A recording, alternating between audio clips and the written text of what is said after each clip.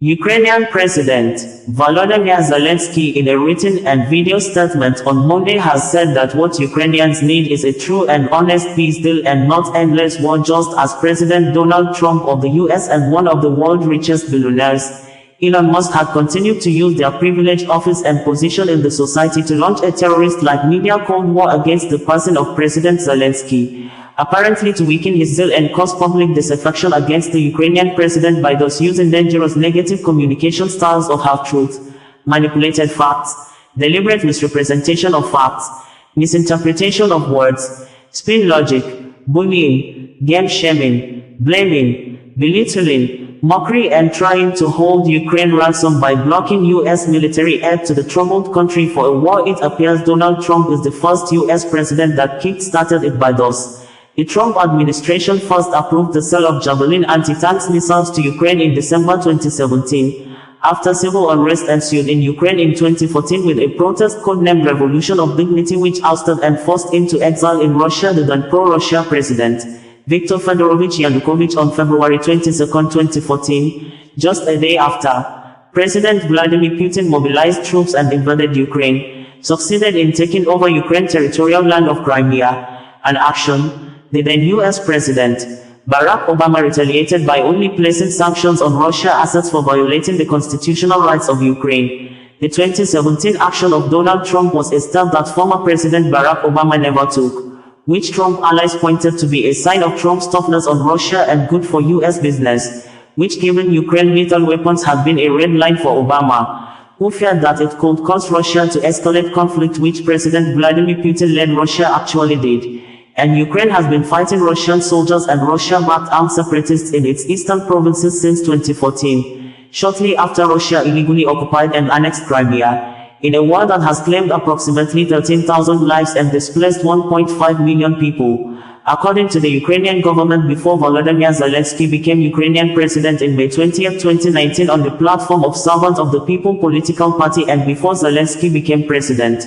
Putin violated 3 ceasefire peace deals under Donald Trump in January, February and March 2019, and as at December 2019, Ukrainian military reported a total of more than 70 ceasefire deals violated by Putin-led Russia. And during his inaugural speech on May 20, 2019, when Volodymyr Zelenskyy took office as president of Ukraine, he said his priority was a ceasefire in the Donbass, and also asserted that Crimea and Donbass are Ukrainian land, and that the people living in those regions are not strangers, they are ours, Ukrainians, truly. On December 9, 2019, the Russian President Vladimir Putin, French President Emmanuel Macron, German Chancellor Angela Merkel, and Ukrainian President Volodymyr Zelenskyy met in person in Paris, France, and agreed on a ceasefire and prisoners exchange. But on same day, 3 Ukrainian soldiers were killed by a landmine by Russian-backed forces who violated the ceasefire 7 more times in December using BMP-1 armored vehicles, grenade launchers, heavy machine guns, and small arms. This Ukrainian military recorded additional 47 ceasefire peace deals violations in 2020, more than 180 ceasefire peace deals violations in 2021 until February 24, 2022. President Vladimir Putin declared full-scale war on Ukraine, describing U.S. government, previous and present he referred to as Washington during his war declaration nationwide address, as an empire of liars. The then U.S. President Barack Obama said on March 17, 2014 at the White House press briefing room that, as I told President Putin yesterday, the referendum in Crimea was a clear violation of Ukrainian constitutions and international law, and it will not be recognized by the international community. Today, I am announcing a series of measures that will continue to increase the cost on Russia and on those responsible for what is happening in Ukraine. First, as authorized by the executive order I signed 2 weeks ago, we are imposing sanctions on specific individuals responsible for undermining the sovereignty, territorial integrity, and government of Ukraine, he said. Second, I have signed a new executive order that expands the scope of our sanctions. Third, we are continuing our close consultations with our European partners, who today in Brussels moved ahead with their own sanctions against Russia. Fourth, will continue to make clear to Russia that further provocations will achieve nothing except to further isolate Russia and diminish its place in the world.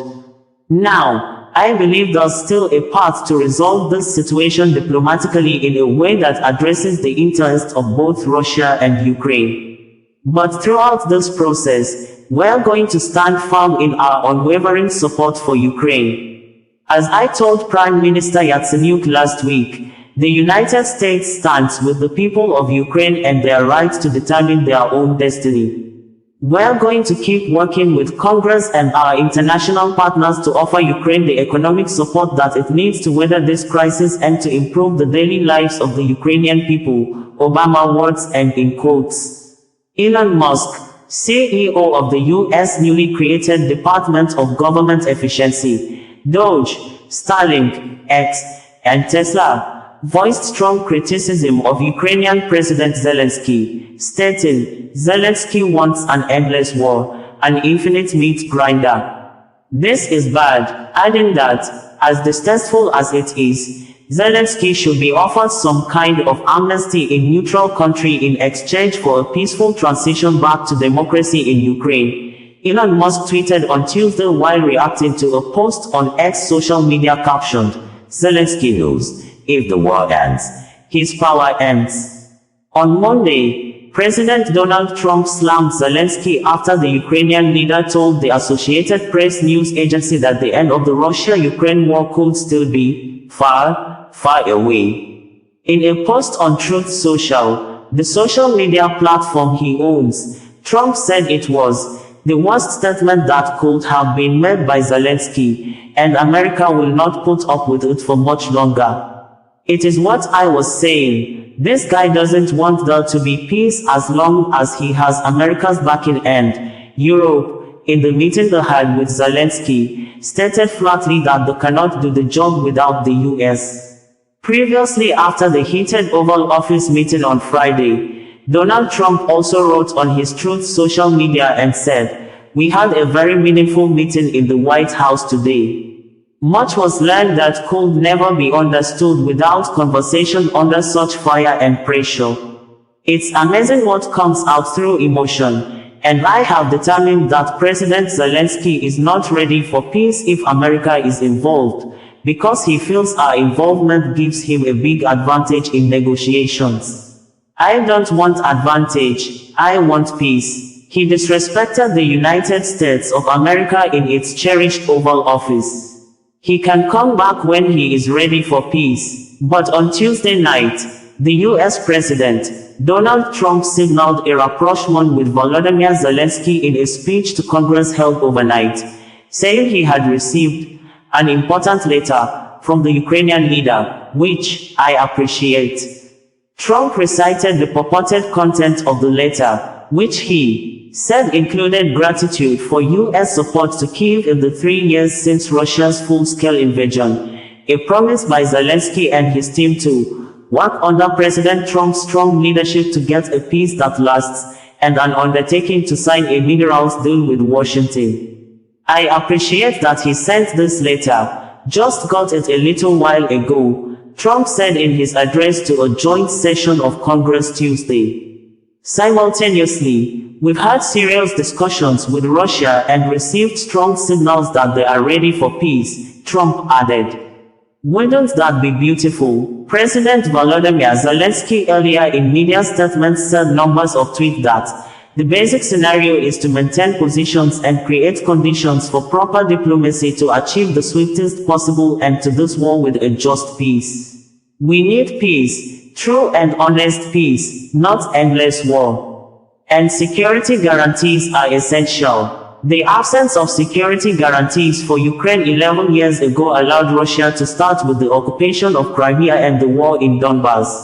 Later, the absence of security guarantees allows Russia to launch a full-scale invasion. And now, due to the lack of clear security guarantees, Russia continues to fuel this war. The world sees this, and the world acknowledges it. Today, we continued our work with European partners on a special diplomatic and security architecture that can bring us closer to peace. I had a productive conversation with our Baltic friends, President of Lithuania, Gitanas Nausėda, President of Latvia, Edgars Rinkēvičs, and Prime Minister of Estonia, Kristen Michel. I informed them about yesterday's summit in London. Together, we must prepare a plan of actions that will bring us closer to real security guarantees. There are concrete initiatives, and we will work on them. For us, unity with all partners is crucial to end the war as soon as possible and ensure a reliable and lasting peace. Ukraine, Europe, the United States, only together can we restore security for all our people, and this is really possible. I am grateful for the support and the decision on new defense packages that will help save the lives of our people. We continue our work with partners. We have already had talks and other steps to come soon. It is very important that we try to make our diplomacy really substantive to end this war the soonest possible. We need real peace, and Ukrainians want it most because the war ruins our cities and towns. We lose our people. We need to stop the war and to guarantee security. We are working together with America and our European partners and very much hope on US support on the path to peace. Peace is needed as soon as possible. We had reported that President Donald Trump of the United States, US may be trying to cause unnecessary confusion to the traditional way of war settlements which dates back to the end of World War I in 1918 and World War II in 1945, when Germany, considered as the aggressor, was meant to pay damages or reparation or the costs incurred by the US, Britain, France and the Soviet Union, which comprises Russia, Ukraine and 13 other republics, when Germany on August 1, 1914 mobilized troops from Berlin to support the defunct Austria-Hungary country, which included German-speaking Austrians, Magyars, Slavs, and Italians, after the Austria-Hungary declared war on Serbia on June 28, 1914 following the bombing and shooting to death the Archduke Franz Ferdinand, the heir to Austro-Hungarian throne, and his wife, Sophie, the Duchess of Hohenberg, by a suspected group of extremists from Serbia that wanted to increase Serbian power in the Balkans by breaking up the Austro-Hungarian Empire, and the shooting specifically was carried out by a 19-year-old Gavrilo Princip. Russia came to the aid of Serbia, and with the support of other countries like Britain and France, Austria-Hungary was defeated after so many deaths, especially on the side of Serbia's civilian populations, and at the end of the World War I, Germany was meant to pay the damages and costs of war as the aggressor, and on September 1, 1939, Adolf Hitler of Germany, who is considered a nationalist extremist, on his apparent quest to expand iron race in Europe, invaded Poland, a border country whose people were considered inferior and powerless people, likely the same way Vladimir Putin of Russia may have seen Ukrainians. The action of Adolf Hitler forced Britain, France, US, and the Soviet Union to declare war on Germany on September 3, 1939, and the defeated Germany at the end of the World War II in 1945 after Adolf Hitler and his top generals refused to surrender and reportedly committed suicides inside their underground bunkers after millions of deaths, especially Jews.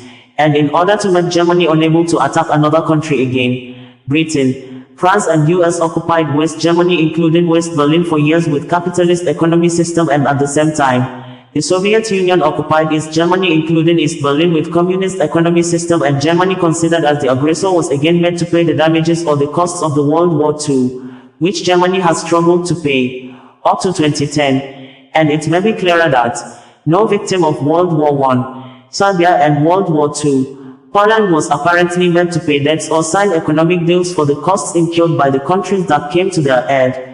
This may justify the action of Donald Trump requesting Ukraine to sign rare earth minerals deal with the US as criminally exploitative demand, and Donald Trump pushing the narrative that Europe will get their money back and US will not get its money back is simply and half-truths meant to mislead the public.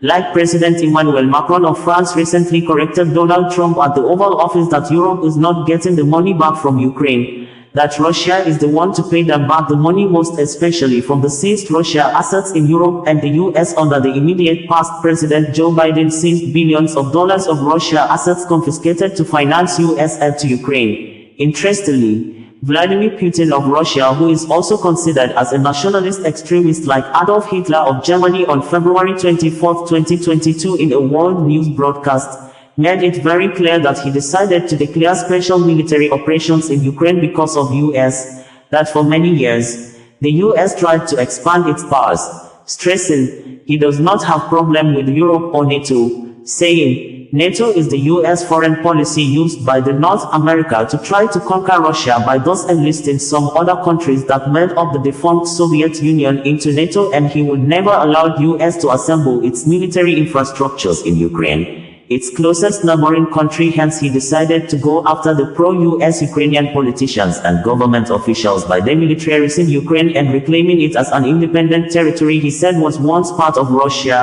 adding that he mobilized Russian troops to invade and reclaim parts of Ukraine, which included Crimea in 2014 in support of Russian-speaking people in Donbass he said were suffering humiliation and genocide attack by Kyiv government for many years, which President Volodymyr Zelenskyy in several occasions has accused Putin of always sponsoring and organizing terrorists to kill Ukrainians. We had reported that the Ukrainian President, Volodymyr Zelenskyy, has told United States, US President Donald Trump that Ukrainians don't need just a ceasefire from President Vladimir Putin-led Russia, but a complete end to the war, which Ukraine's security will be guaranteed from further or future invasions from the neighboring rival European country, adding that he was in the United States to sign rare earth mineral deals as drafted by both countries' teams, which included Ukraine's security guarantee, making the statement at the Oval Office on Friday afternoon according to American local time, when the meeting went successful,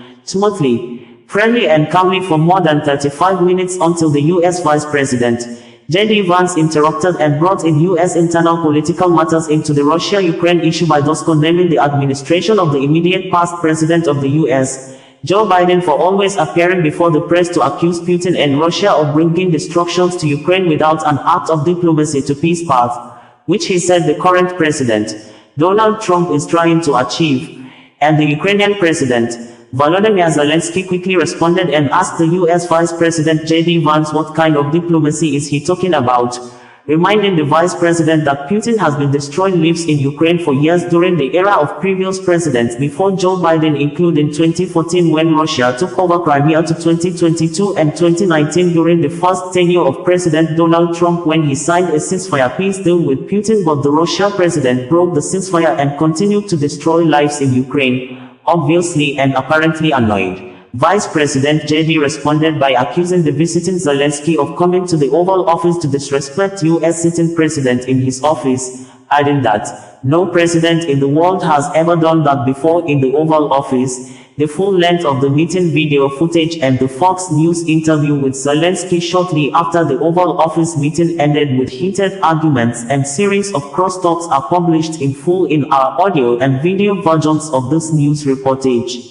We had reported that contrary to media speculations that the embattled Ukraine has reached an agreement with the United States, US-led President Donald Trump on the rare earth minerals deal required as exchange or economic benefits for the US to continue to assist the war-torn Ukraine with military aid against ongoing President Vladimir Putin-led Russian military destructions and bring peace to the country. The Ukrainian President, Volodymyr Zelenskyy, in a video press release on Wednesday night debunked the speculations, saying, the US and the Ukrainian teams have been working together in preparation for the negotiations on the terms of the economic deal this coming Friday in the US, signaling, no agreement has been reached yet.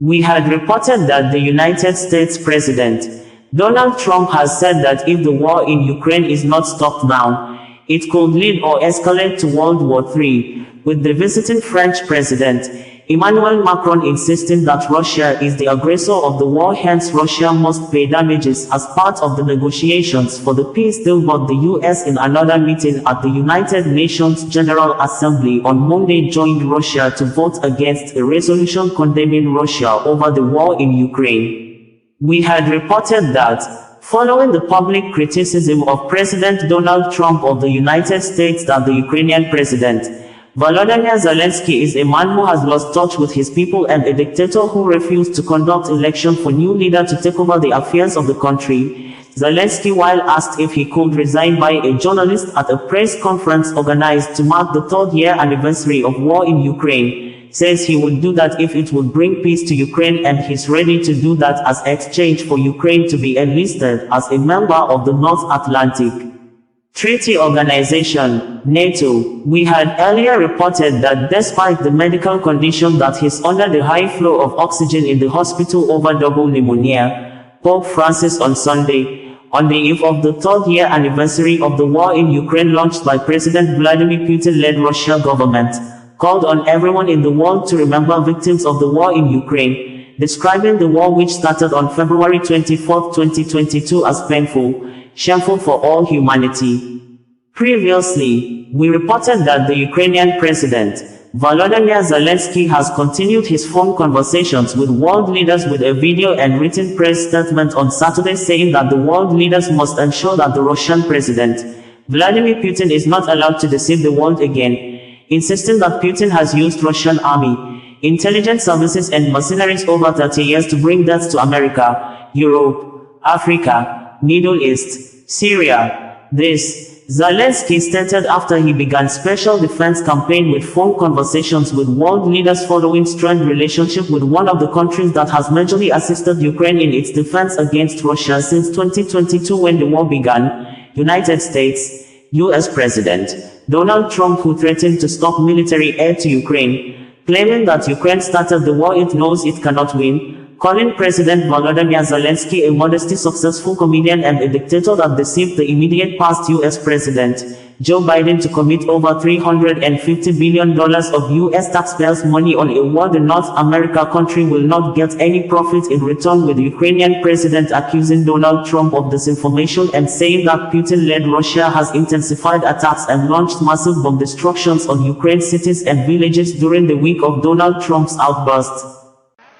Talkish negotiations, because I am the president, I'm the negotiator, and in Russia he's negotiator, Putin, and in the United States Trump, before him Biden. So I never in Turkey met with Putin, and I never negotiated. Some people came the first day of occupation. Some people from Ukraine, they came with some pieces of paper, and they gave me the ultimatum from Putin. They said that we are negotiators. They are in the middle between Russia and Ukraine. I said, what do you want? They said that was the same list, something changed in Turkey. I will tell you how it was. So they showed me that I have go out, they will change me to pro-Russian Medvedchuk. They will be. So I'm not the president that first, but for me it's not the problem. Our people will vote. I mean, this is not the goal. Yes. So I'm not the president. All Donbass is Russian. We have to recognize. Then we have to recognize Russian language. Then we had to vote and change our constitution to be neutralized status. Then we have to decrease our army from those numbers that you heard many times to 50,000. So we have now 800,000 to 50,000. Then we have to give all weapons what we have from artillery and etc. Everything which can go 20 kilometers plus, we have to destroy it and to give him. So it was never any negotiations. It's ultimatum from killer. His surname is Putin, and he brought it. Then, when these people have been fucked off by me in my office, yes, and these people, because they are just separatists and that's all, without any status. After that, a lot of weeks after, yes, we defended our capital, we moved Russia out, and etc. And during all this moment, they had meetings with some of our people. They, first of all, Belarus wanted to organize, to negotiate something, but they brought again ultimatum, again. Then they, in Turkey, they wanted to organize, and President Erdogan asked me, please, they have to sit and to speak. I said, okay, if you want, they will speak. They came And again, he brought ultimatum. So we can't say that we had any negotiations, because it's always been 3 times ultimatum from. Bringing you the news in a more digital way.